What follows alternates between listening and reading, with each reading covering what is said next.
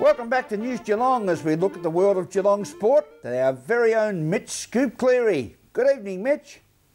Thanks, Rollo. I'm down here at Simmons Stadium, where Geelong coach Chris Scott said his players are looking forward to the big stage ahead of this Friday night's clash against Hawthorn at the MCG. I mean, everyone understands it's a big game Friday night at the MCG against probably the best team in the competition at the moment. So, in the 18 months I've been here, I know that our players love playing in those sort of games. It's a big challenge. But more importantly, in the context of our season, it's a big game. We think we've played pretty well the last couple of weeks, but we know we need to play better to compete against the Hawks. Thanks, Chris.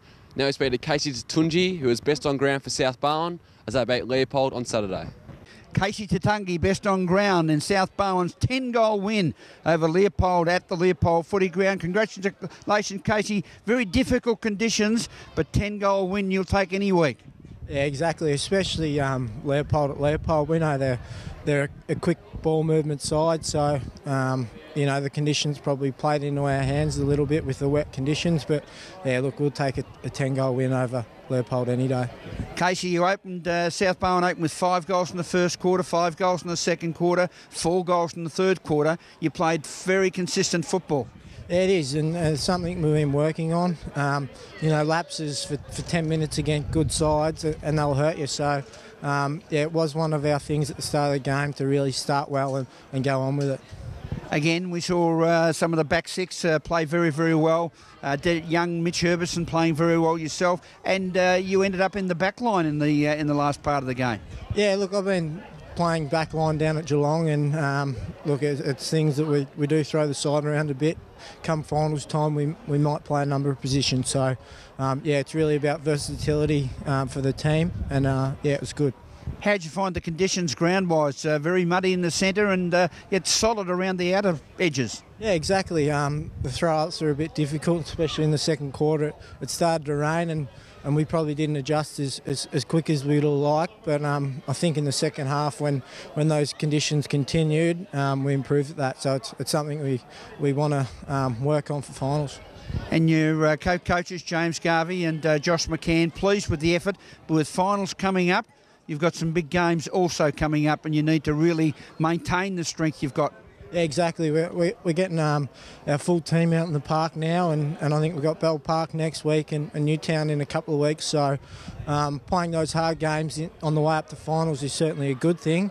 But yeah, every week counts, so we're looking forward to it.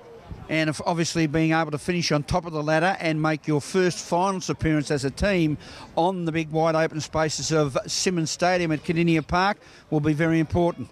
Yeah, exactly. I think we play 4 or 5 hard games up to finals. So if we do lucky enough to finish on top, that week's West will be very handy. In case of your own individual fitness, you seem to be really putting the work in on the track and it pays out on the day. Yeah, South Barwon always do a pretty solid block of running mid-year on the lead up to finals, and you start to see the rewards in the second half of the year. So it's all about recovery after the game. I think recovery is probably one of the most critical parts leading up to finals. So South Barwon and Gars and Josh really drive recovery, so it's definitely an asset. Thanks, Casey. Now we're at the Geelong Racing Club with Ian Nichols for all the action from Friday's race meeting on the synthetic track.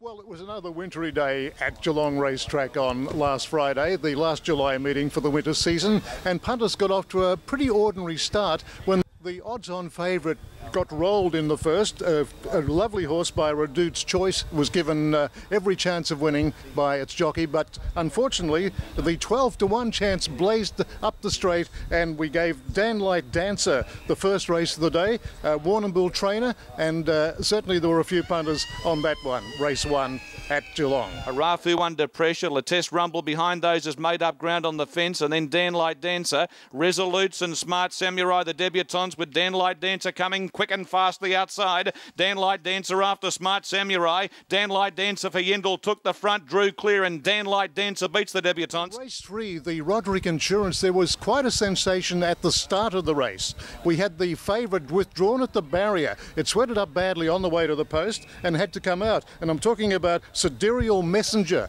A lot of money on that horse. It all had to be refunded. It opened the way, though, for another great chance for paving the way for Quick Scent, who ran away with the race, ridden by Damien Thornton, and the horse was trained by his father, so a great day for the Thornton family. 2 or 3 lengths away, Amadi Black, then Carrera De Niro running on. Quick Scent down by the 200 metres mark, drew clear. Shot away now from Flash Medica. Amadi Black, Carrera De Niro, bad parent, but Quick Scent on speed, and Quick Scent's going to run away with it. Quick Scent went home and won by 3.5 to 4 lengths. Second, Carrera De Niro. 7 was the main event, and one we've been waiting for, the Winter Challenge Series final.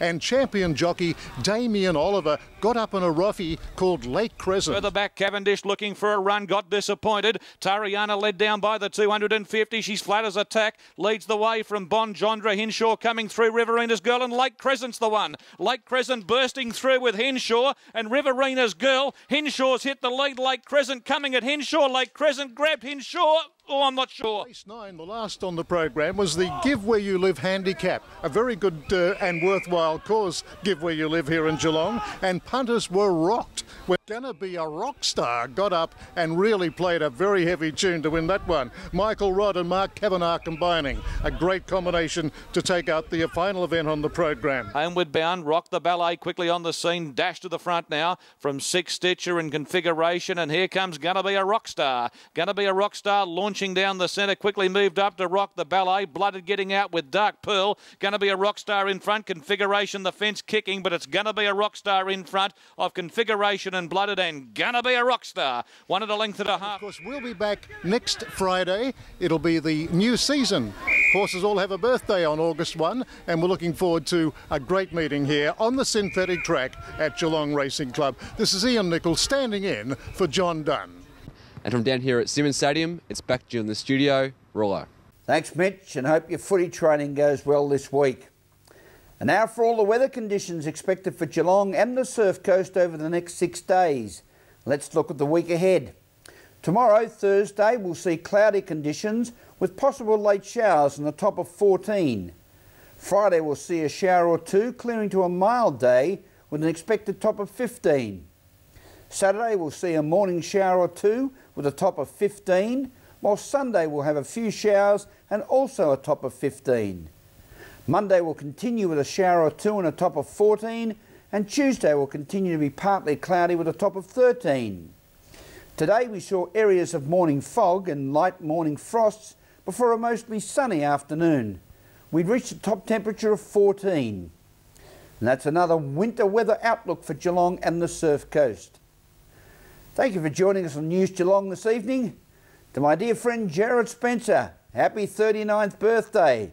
And remember, Jared, take your time and smell the flowers. From all the team at News Geelong, enjoy the rest of the evening and a very good night.